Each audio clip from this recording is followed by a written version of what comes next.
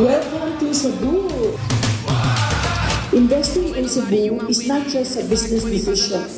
It is a vote of confidence in people who prove their resilience long before stability was promised. You're gonna hit it.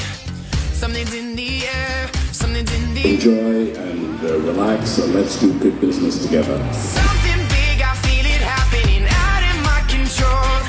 Pushing, pulling, and it's grabbing me. Feel it in my bones. Like You are here in Cebu in January 2026 because there is an alpha to be found in the Philippines' second most populated metro, Cebu.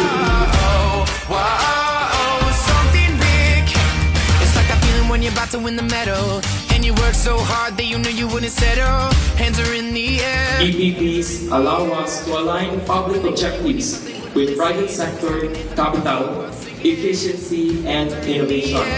Hands are in the air. Encourages private partners to maintain high service standards, leading to improved infrastructure quality and better user My experience. bones like